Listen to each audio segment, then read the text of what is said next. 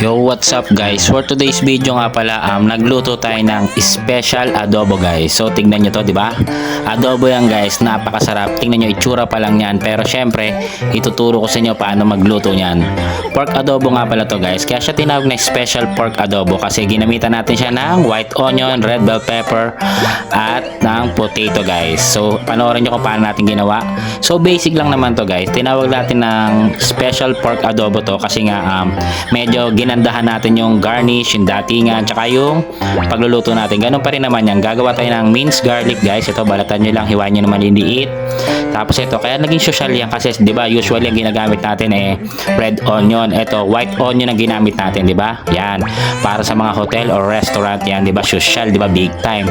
Tapos nilagyan natin ng red bell pepper guys. So para medyo iba yung texture, tsaka may konting kick yung flavor, may twist ng konti. Pero ito rin, nilagyan natin ng potato yon. Tapos ito syempre yung pork, gamitin natin ng dice lang guys. Masyado kasing pagkahiwa ng adobo cut dito. So ito, lagyan natin ng toyo tsaka paminta to guys. So i-marinate nyo lang ng kahit 30 minutes lang yan guys. I-ready nyo lang.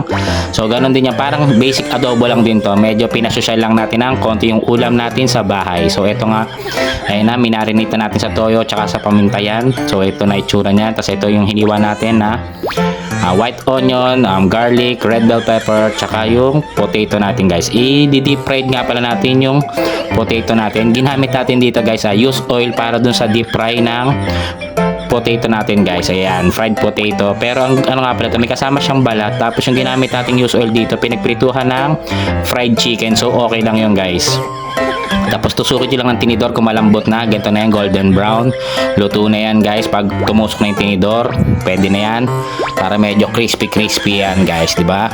Pangga-garnish natin mamaya yan. Tapos bagong oil ang gamitin natin. Gisa tayo ng bawang. Tapos yung white onion natin, igigisa lang natin yan. Tsaka yung bell pepper. Tapos pag nasutay na natin yan guys, isi-set aside lang natin yan. So mamaya natin ulit ilalagay yan. So pang-garnish din natin yan. Diba, papakita ko sa inyo. Tapos ito, ganun lang. So-saute lang natin ng konti yung pork adobo natin, yung marinated natin dyan na pork natin kanina. Ayan. Saute-saute, gisa-gisahin nyo lang yan dyan. Tapos yan, lagyan nyo ng laurel guys. Mga 2 laurel, pwede na yon. Tapos sa tubig. So, iigahin natin to para sure na malambot yung pork guys. So, ganun lang naman. Takpan nyo lang yan. Tapos ito, timplahan nyo ng salt and pepper. Ganun lang naman yun. Kung kulang sa toyo, lagyan nyo konti pang toyo.